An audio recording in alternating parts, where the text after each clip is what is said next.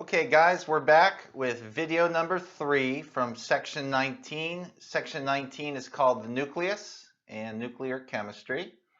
And last time we talked about 6 different types of radioactive decay reactions. Some we changed the value of A, and some of them the value of A, mass number, did not change. At the very end of the video, we mentioned that we were going to talk about half-life today, so I want to talk about that now. So this video is short, it's only about 8 minutes, and we're going to talk about half-life. And then after we're done talking about half-life, we're going to move into the next part where I talk about detection of radioactivity. Essentially, I'm going to talk about the Geiger counter and all the different nuances of a typical Geiger counter. Okay, so half-life. Top of page 1 of our notes. Half-life has the symbol T with a little sub 1/2 there. T1/2, it's the time required for the number of nuclides to reach half the original value. Now, assuming first order rate law, which is in section 12 kinetics, my half-life is equal to the natural log of 2 over the rate constant K, and then the natural log of 2, if you do the math, it's 0.693. So our half-life is equal to 0.693 divided by whatever our rate constant is. Okay, there's a bullet point here. About halfway down, it says the half-lives of radioactive isotopes, in other words, nuclides, can vary tremendously. Some half-lives are on the order of 10 to the 9th years, which basically means whatever the nuclide you start with, like from a human lifetime perspective, a half-life of 10 to the 9 years is like, it's never going to decay. It's essentially quote unquote stable as far as we're concerned. Some half-lives are only 1/10,000th of a second, 10 to the minus 4th seconds. Okay? In other words, it degrades or it goes through radioactive decay really, really fast. Let's do an example.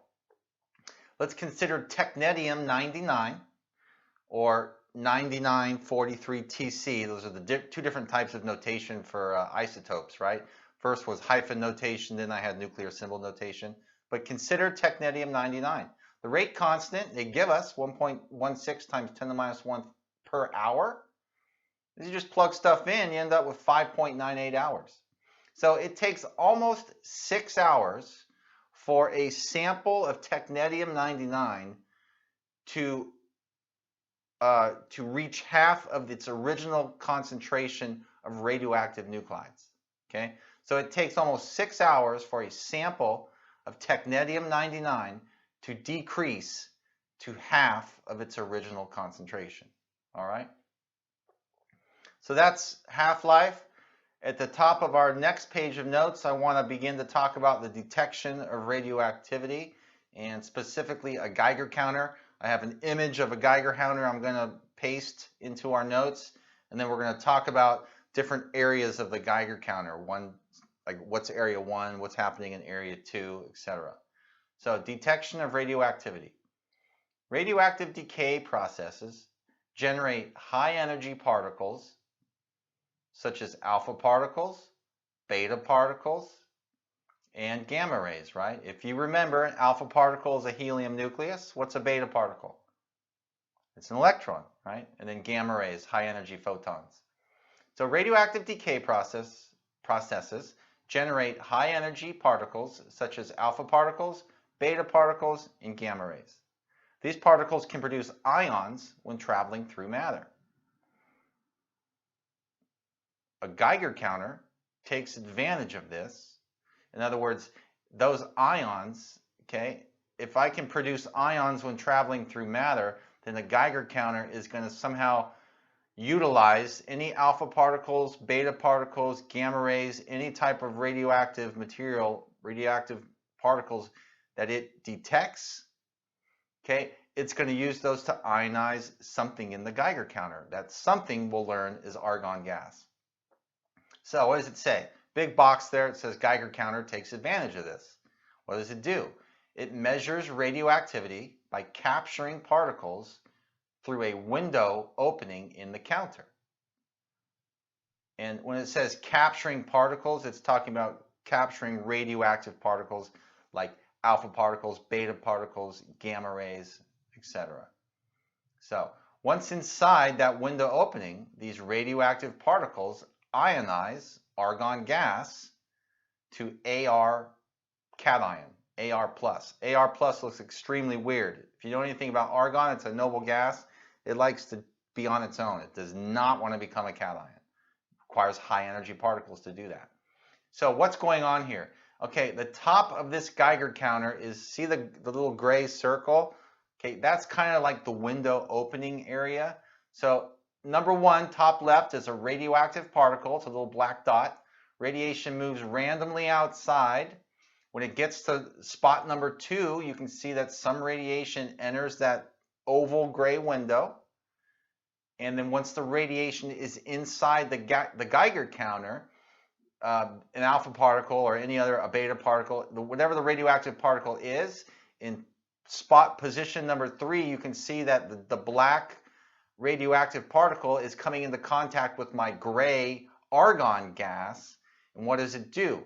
It ionizes argon to Ar+, which is another black particle. I wish it were a white particle to make it differentiate from the incoming radiation particle. But you also see an electron is generated, and that's spot number 5. Okay, so let's go back up to number 3.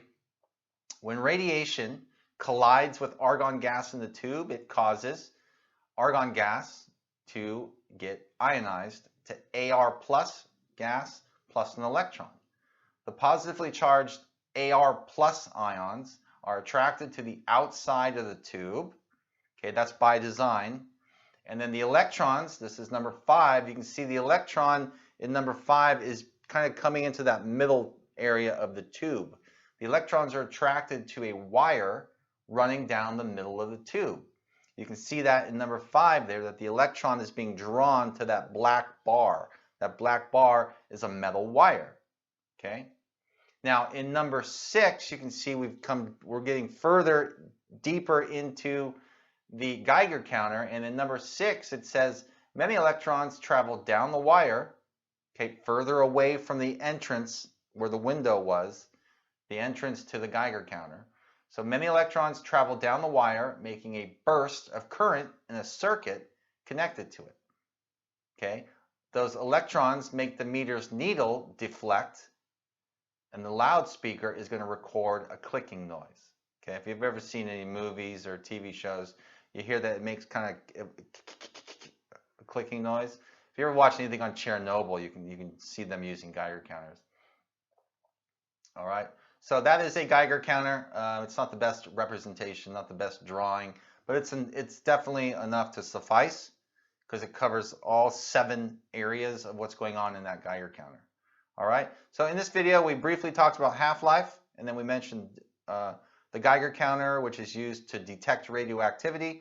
And in our next video, which is going to be video number 4 for section 19, which is kind of like a chapter 19, right? The nucleus and nuclear chemistry. We'll talk about carbon-14 dating coming up next. All right, so stick around for that.